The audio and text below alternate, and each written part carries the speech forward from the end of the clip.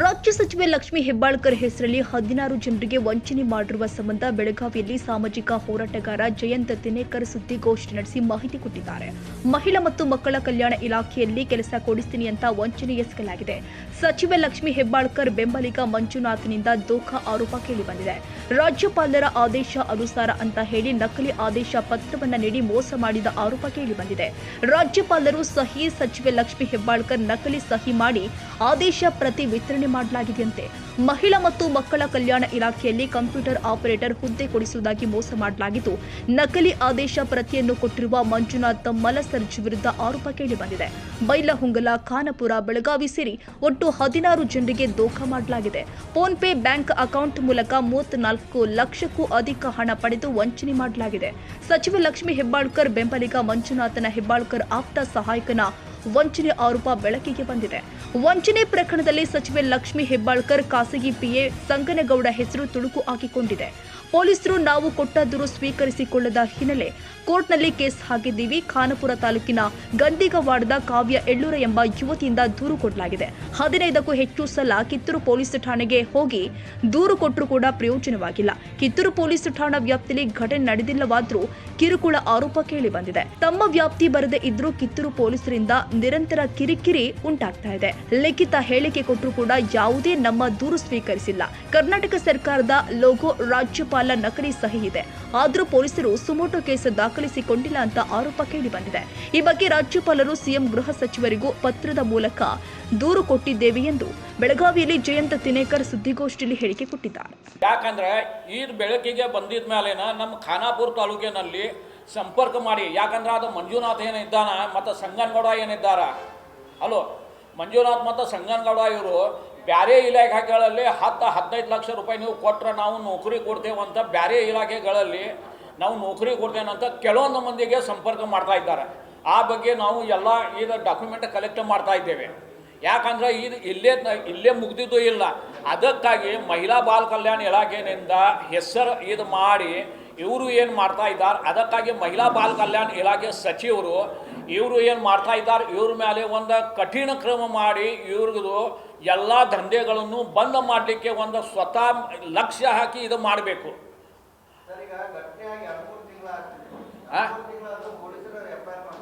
ಹಾಂ, ಕರೆಕ್ಟ್. ಇಲ್ಲ, ಪೊಲೀಸರ ಮೇಲೆ ಪ್ರೆಷರ್ ಇದೆ. ಇದು FIR ದಾಖಲು ಮಾಡಬಾರ್ದು. ಯಾಕಂದ್ರೆ FIR ದಾಖಲು ಮಾಡಿದ ಮೇಲೆ ಇವರು ಏನಿದ್ದಾರೆ ಇವ್ರದ್ದು ದಂಧೆ ಬಂದ್ ಆಗ್ತಿದೆ ಅಂತ ಅವ್ರಿಗೆ ಇದೈತಿ. ಇದಕ್ಕಾಗಿ ಕಾವ್ಯ ಎಳ್ಳೂರು ಇರ್ಬೋದು, ಆ ಮಂದಿ ಐತಿ, ಅವ್ರ ಮೇಲೆ ಈಗಾಗಲೇ FIR number 113 Kittur police station 2025 FIR ದಾಖಲು ಮಾಡಿದ್ದಾರೆ. ಅದರಲ್ಲಿ ಈಗ ಚಾರ್ಜ್ ಶೀಟ್ ಏನಾಗೋದು ಇದೆ. ಚಾರ್ಜ್ ಶೀಟ್ನಲ್ಲಿ ಕನಿಷ್ಠ 10 ಅಥವಾ 15 ಮಂದಿಗಳಿಂದ ನಮ್ಮದು ದುಡ್ಡು ನಮಗೆ ಸಿಕ್ಕಿದೆ, 75% ನನ್ನ ಅಕೌಂಟ್ಗೆ ಮಾಡಿದ್ದಾರೆ ಮತ್ತು 25% ನನಗೆ ಕ್ಯಾಶ್ ಸಿಕ್ಕಿದೆ ಅಂತ ಹೇಳಿದ್ದಾರೆ. 25% ಕ್ಯಾಶ್ ಏನು ಸಿಕ್ಕಿದೆ, ಅದು ದುಡ್ಡು ಆ ವಕೀಲ ಮತ್ತು ಪೊಲೀಸರು ತಿಂದಿರ್ಬೇಕಂತ ನನ್ನ ಸಂಶಯ ಇದೆ. ಯಾಕಂದ್ರೆ ಕ್ಯಾಶ್ ಯಾರಿಗೆ ಸಿಕ್ಕಿಲ್ಲ ಮತ್ತು ಕ್ಯಾಶ್ ಸಿಕ್ಕೈತೆ ಅಂತ ಯಾರು ಮಂದಿ ಬರೆದು ಕೊಟ್ಟಿದ್ದಾರೆ ಬಾಂಡ್ ಮೇಲೆ, ಅವ್ರದ್ದು ನಾರ್ಕೋ ಅನಾಲಿಸಿಸ್ ಮಾಡಿದ್ರೆ ಆ ದುಡ್ಡು ಯಾರು ತಿಂದಾರ ಗೊತ್ತಾಗ್ತದೆ. ಎಲ್ಲರ ಗಮನಕ್ಕೆ ತಂದೇವೆ. CM ಸಿದ್ದರಾಮಯ್ಯ ಸೇರಿ IG, DG ಎಲ್ಲರಿಗೆ ಈ ಬಗ್ಗೆ ಈ ಪತ್ರ ಬರೆದು ತಿಳಿಸಿದ್ದೇವೆ. ಆದರೆ ಯಾವುದೋ ಕಾನೂನುಬದ್ಧ ಕ್ರಮ ಆಗ್ತಾ ಇಲ್ಲ. ಯಾಕಂದ್ರೆ ಇದರಲ್ಲಿ ಖರೆ ಅಂದ್ರೆ ಗವರ್ಮೆಂಟ್ FIR ಮಾಡಬೇಕಾಗಿತ್ತು, ಪೊಲೀಸರು ಸುಮೋಟೋ ಆ್ಯಕ್ಷನ್ ತಗೊಳ್ಬೇಕಾಗಿತ್ತು. ಇವತ್ತುವರೆಗೆ ಪೊಲೀಸರು ಮಲಗಿದ್ದಾರೆ. ಈ ಬಗ್ಗೆ ಗವರ್ಮೆಂಟ್ ಮಲಗಿದ್ದೈತಿ. ಯಾಕಂದ್ರೆ ಗವರ್ಮೆಂಟ್ದು ಲೋಗೋ ಇರ್ಬೋದು, ಗವರ್ಮೆಂಟ್ ರಾಜ್ಯಪಾಲ ಹೆಸರು ಇರ್ಬೋದು, ಗವರ್ಮೆಂಟ್ ಇಲಾಖೆಯ ಹೆಸರು ಇರ್ಬೋದು, ಇದು ಬಳಸಿ ಅಮಾಯಕ ಯುವಕ ಯುವತಿಯರಿಗೆ ಏನು ಮಾಡ್ತಾ ಇದ್ದಾರೆ, ಈ ಬಗ್ಗೆ ಒಂದು ಕರ್ನಾಟಕ ಗವರ್ಮೆಂಟ್ ಅವ್ರದ್ದು ಸಂಬಂಧಪಟ್ಟ ಮಂತ್ರಿಗಳು ಈ ಬಗ್ಗೆ ಒಂದು ಕಾರ್ಯವಾಹಿ ಮಾಡಬೇಕು ಅಂತ ನಮ್ಮ ಬೇಡಿಕೆ ಇದೆ. ಅದು ಏನು ಸಂಬಂಧ ಇದೆ ನಮಗೆ ಗೊತ್ತಿಲ್ಲ. ಆದರೆ ಆ ಸಂಗನಗೌಡ ಏನೈತಿ, ಸಂಗನಗೌಡ ಅದು ನೆಟ್ ಮೇಲೆ ಎಲ್ಲ ನಾವು ಫೋಟೋ ನೋಡಿದ್ರೆ ಭಾಳ ಹೆಚ್ಚು ಮತ್ತು ಹತ್ತಿರದ ಸಂಬಂಧ ಇರ್ಬೋದು ಅಂತ ಕಾಣ್ತಾ ಇದೆ. ಯಾಕಂದ್ರೆ 1-2 ಫೋಟೋ ಹಾಗೆ ನಾವು ಯಾವುದೋ ಒಂದು ಸಮಾರಂಭದಲ್ಲಿ ನಾವು ಇದ್ದೇವೆ ತಗೊಂಡಾರ, ನಮಗೆ ಯಾರು ಗೊತ್ತಿಲ್ಲ ಅಂತ ಒಂದು ಅನ್ನಿಸ್ತಿದೆ. ಆದರೆ ಒಂದು ಅದು ಫೋಟೋ ಎಲ್ಲ ನೋಡಿದ್ರೆ ಅದು ಹತ್ತಿರದ್ದು ಏನಿಲ್ಲ ಸಂಬಂಧ ಇರ್ಬೋದು ಅಂತ ನಮಗೆ ಕಾಣ್ತಾ ಇದೆ. ಹಾಂ, ಇದು ಯಾರ್ದು ಕೈವಾಡಿದೆ ಅದು ಪೊಲೀಸರು ವರಿಷ್ಠ ಅಧಿಕಾರಿಗೆ ಗೊತ್ತು. ಯಾಕಂದ್ರೆ ಪೊಲೀಸರು ವರಿಷ್ಠ ಅಧಿಕಾರಿನಿಂದ ಹಿಡಿದ ಎಲ್ಲ ಈ ಕೇಸ್ ರಿಜಿಸ್ಟರ್ ಆಗಬಾರ್ದು ಅಂತ ಈ ಎಲ್ಲ ಬೆಳಕಿಗೆ ಬಂದರೆ ಸಹಿತ ಕನಿಷ್ಠ 3 ತಿಂಗಳ ಪ್ರಯತ್ನ ಮಾಡ್ತಾ ಇದ್ದಾರೆ. ಈಗ ಕೋರ್ಟ್ನಲ್ಲಿ ನಾವು ಕೇಸ್ ಹಾಕಿದ್ದೇವೆ ಆಲ್ರೆಡಿ. ಇದು ಕಾವ್ಯ ಹೇಳು ಖಾನಾಪುರ ಕೋರ್ಟ್ಗೆ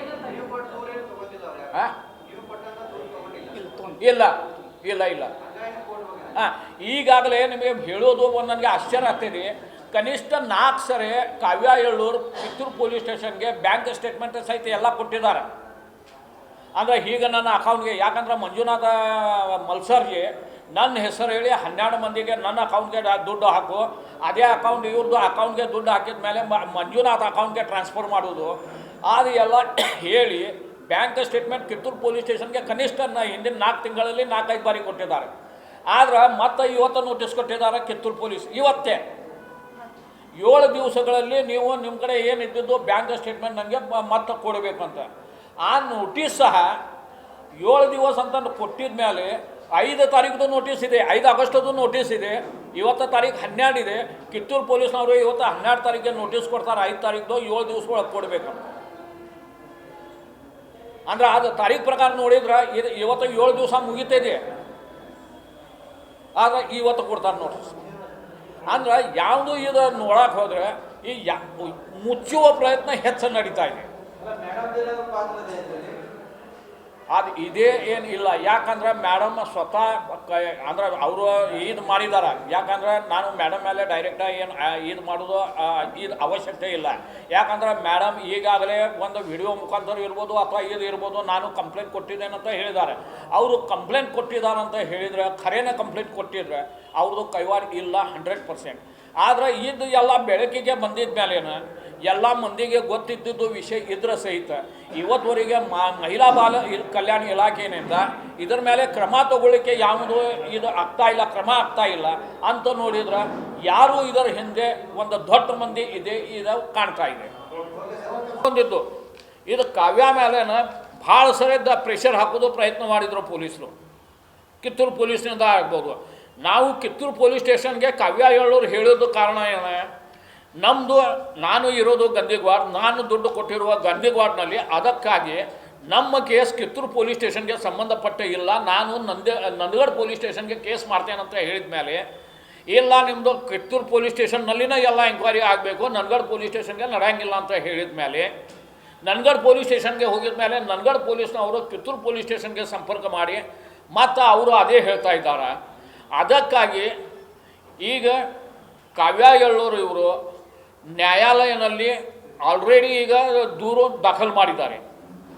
ಯಾಕಂದರೆ ಇದು ಕಿತ್ತೂರು ಪೊಲೀಸ್ ಸ್ಟೇಷನ್ಗೆ ಸಂಬಂಧಪಟ್ಟಿಲ್ಲ, ನಂದಗಡ ಪೊಲೀಸ್ನವರು ಈ ಕೇಸ್ ದಾಖಲು ಮಾಡಲಿಕ್ಕೆ ತಯಾರಿಲ್ಲ. ಅದಕ್ಕಾಗಿ ಈಗ ಇದ್ದಿದ್ದು ಪ್ರಶ್ನೆ ಏನೈತಿ, ಕಾವ್ಯ ಎಳ್ಳೂರು ಇದು ಕೇಸ್ನಲ್ಲಿ ಪೊಲೀಸರು ಎಷ್ಟು ದಬಾವ್ ಹಾಕಿದ್ರೆ ಕೇಸ್ ಹಿಂದೆ ತಗೊಳ್ಳಿಕ್ಕೆ ತಯಾರಿಲ್ಲ.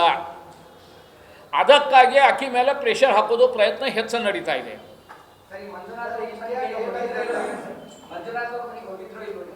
ಹೋಗಿದ್ದೇನಂತ ಹೇಳ್ದೇನಲ್ಲ, ಅದ 34 ಹೇಳ್ತೇನಲ್ಲ, ಈಗಾಗಲೇ ಹೇಳಿದ್ದೇನಲ್ಲ 30 ಲಕ್ಷ ಏನ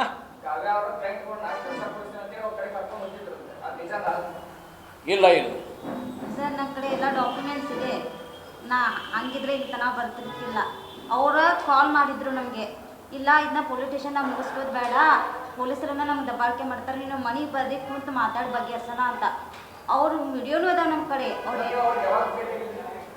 ನಮ್ದು ಮೇಡಮ್ನ ಆಫೀಸ್ನಲ್ಲಿ ಕಾಲ್ ಸೆಂಟರ್ ಅಂತ ಇತ್ತು. ನನ್ನ ಫ್ರೆಂಡ್ಸ್ ಎಲ್ಲ ಕಾಲ್ ಸೆಂಟರ್ದಲ್ಲಿ ಹೋಗೋಣ ಅದಕ್ಕೆ ಕೇಳೋಣ ಅಂತ ಹೋದ್ವಿ. ಮಂಜುನಾಥ್ ಅನ್ನೋದು ಎಲ್ಲ ಇದ್ರು, ಅವರೇ ಒಂದು ಗ್ರೂಪ್ ಮಾಡಿದ್ದಾರೆ ನಮ್ಮಲ್ಲಿ ಕಾಲ್ ಸೆಂಟರ್ದಂತ MP ಎಲೆಕ್ಷನ್ ಟೈಮ್ದಲ್ಲಿ. ಅವಾಗ ಅವರೇ ಎಲ್ಲರಿಗೂ ಕಾಲ್ ಮಾಡಿ, ಇಲ್ಲ ನಾವು ಗೌರ್ಮೆಂಟ್ ಜಾಬ್ ಕೊಡಿಸ್ತೀನಿ, ನೀವು ದುಡ್ಡು ಇಷ್ಟು ದುಡ್ಡು ಕೊಡಿ, ನಾವು ಮಾಡಿಸ್ಕೊಡ್ತೇವೆ ಅಂತಂದ್ರು. ನಾವು ಇದನ್ನು ಮಾಡಲಿಲ್ಲ ಸರ್, ನಾವು BEd ಲಿಸ್ಟ್ ಒಳಗೆ ನನ್ನ ಹೆಸರು ಕುಂತಿತ್ತು, ಆದರೆ ಕಾಲೇಜ್ ಹೆಸರನ್ನ ಬಂದಿಲ್ಲ. ವೇಟ್ ಮಾಡಿ ಆಯ್ತು ನೋಡೋಣ ಸರಿ ಅಂತ ಅವರೇ ಕಾಲ್ ಮಾಡೋಕತ್ತೆ ನಮಗೆ. ಆಯ್ತು ಸರಿ ಅಂತ ನಮ್ಮ ಅಮ್ಮಂದ್ರು ಎಲ್ಲ ಕೇಳ್ಕೊಂಡು ನಮ್ಮ ಅಮ್ಮನ ಕರ್ಕೊಂಡ್ವಿ, ಅವ್ಕೆ ಭೇಟಿ ಹಾಕೊಂಡು ಬಂದಿದ್ವಿ. ಅವರಿಂದ ಫಾರ್ಮೇಟ ತೋರಿಸಿದ್ರು ಮೇಡಮ್ ಆಫೀಸ್ ಒಳಗಿಂದ, ಇಲ್ಲ ಇಂತಿಂಥ ಗೌರ್ಮೆಂಟ್ ನೌಕರಿ ಕೊಡ್ಸಾತೀವಿ ನಾವು ಅಂತ. ಆವಾಗ ನಮ್ಗೆ ನಂಬಿಕೆ ಬರಲಿಲ್ಲ. ಅವರು ಸಂಘಗಳನ್ನ ಕಾಲ್ ಮಾಡಿಕೊಟ್ರು, ಇಲ್ಲ ನಾವು ಗೌರ್ಮೆಂಟ್ ನೌಕರಿ ಕೊಡಿಸ್ತೀವಿ, ಬೇಕಾದ್ರೆ ನಿಮ್ಗೆ ವೇಳೆ ಒಳಗೆ ಆಗಲಿಲ್ಲ ಅಂದ್ರೆ ನೀವು ಅಮೌಂಟ್ ನಿಮ್ಗೆ ವಾಪಸ್ ಕೊಡ್ತೇವೆ ಅಂತೂ ಹೇಳಿದ್ರು. ಅದೆಲ್ಲ ಪ್ರೂಫ್ ಇದೆ ಸರ್ ನಮ್ಮ ಕಡೆ. ನಮ್ಮ ಕಡೆ 4.5 ಲಕ್ಷ ಸರ್. ಏನು ವಾಪಸ್ ಕೊಟ್ಟಿದಾರ ಅಥವಾ ಏನು? ಇಲ್ಲ ಸರ್ ಕೊಟ್ಟಿಲ್ಲ. ಮತ್ತೆ ಪೊಲೀಸ್ ಸ್ಟೇಷನ್ ಅವ್ರು ಹೇಳ್ತಿದಾರಲ್ಲ ವಾಪಸ್ ಕರೆಸಿ ಕೊಡ್ತಾ ಇದ್ರು, ಮನೆಗೆ ಹೋಗಿದ್ದೀವಿ. ಇಲ್ಲ ಸರ್, ಅವ್ರು ಬರ್ತಾರೆ 75% ಅಷ್ಟೇ ಕೊಡ್ತೀವಿ, 25% ಕೊಡೋಲ್ಲ ಅಂತ. ಕೊಟ್ಟಿದಾರ ಇಲ್ವಾ ಈಗ? ಇಲ್ಲ ಸರ್ ಏನು ದುಡ್ಡು ಕೊಟ್ಟಿಲ್ಲ. ಇಲ್ಲ, ಅವ್ರು ಅಂತಾರೆ ಪ್ರೆಷರ್ ಹಾಕರ್ ಸರ್. ಎಲ್ಲ ನಮ್ಮ ಕಡೆ ಡಾಕ್ಯುಮೆಂಟ್ಸ್ನ ಕೊಟ್ಟೇನು ಪೊಲೀಸ್ ಸ್ಟೇಷನ್ಗೆ, ಇಲ್ಲಾಂದ್ರೆ ಒಂದು 15-20 ಬಾರಿ ನಾನು ಸ್ಟೇಷನ್ಗೆ ಹೋಗಿದ್ದೀನಿ ಸರ್. ಅಲ್ಲಿ ಯಾವ ಇದನ್ನು ಇಲ್ಲ. ನಮ್ಮ ಕಡೆ ಎಲ್ಲ ಡಾಕ್ಯುಮೆಂಟ್ಸ್ ಇದ್ದರೆ ನಮ್ದು FIR ಹದ್ದಿಲ್ಲ. ಯಾರ ಕಡೆ ಡಾಕ್ಯುಮೆಂಟ್ಸ್ ಇದ್ದೈತಿ FIR ಹೆಂಗೆ ಹರಿದ್ರಿ ಸರ್? ನಮ್ಮದೇ ನಂದಗಡ್ ಸ್ಟೇಷನ್ಗೆ ಹೋದ್ರೆ FIR ತೊಗೊಲಿಲ್ಲ ಇವರು. ಮತ್ತು ಇಲ್ಲಿ ಹೆಂಗೆ ತೊಗೋತಾರೆ ಸರ್ ಇವರು? ಏನು ಜಾಬ್ ಮಾಡ್ತಾರೆ ಅಂತ ಹೇಳಿದ್ರು? ಯಾರು ಸರ್? ಯಾವ ಮೇಡಮ್ ಆಫೀಸ್ನಲ್ಲಿ ಕಂಪ್ಯೂಟರ್ ಆಪರೇಟರ್ ಕೊಡಿಸ್ತಾರೆ, ಮಹಿಳಾ ಮತ್ತು ಮಕ್ಕಳ ಕಲ್ಯಾಣ ಇಲಾಖೆ. ಇಲ್ಲಿ ಬೆಳಗಾವಿಯಲ್ಲಿ? ಹಾಂ, ಬೆಳಗಾವಿ ಶಿವಾಜಿ ನಗರದಲ್ಲಿ. ಈಗ ಎಷ್ಟು ಜನದ ರೊಕ್ಕ ಕೊಟ್ಟರೆ ವಾಪಸ್? ಅದೇನು ಗೊತ್ತಿಲ್ಲ, 12 ಜನ ಕೊಟ್ಟ ಅಂತ ಸರ್. ಈಗ ಎಷ್ಟು ಜನರಿಗೆ ಅವ್ರು ಈ ರೀತಿ ನೌಕರಿ ಕೊಡಿಸ್ತಾರೆ ಅಂತೇಳಿ ಹೇಳಿದ್ರು, ಮತ್ತೆ ಎಷ್ಟು ಅಮೌಂಟ್? ಈಗ ಬೆಳಕಿಗೆ ಬಂದಿರುವ 16 ಮಂದಿ ಅಷ್ಟೈತಿ. ಬೆಳಕಿಗೆ ಬಂದಿಲ್ಲ ಅಂತ ಭಾಳ ಮಂದಿ, ಸುಮಾರು 200-300ಗಿಂತ ಹೆಚ್ಚು ಇರ್ಬೋದು. ಅಮೌಂಟ್ ಎಷ್ಟು ಇರ್ಬೋದು?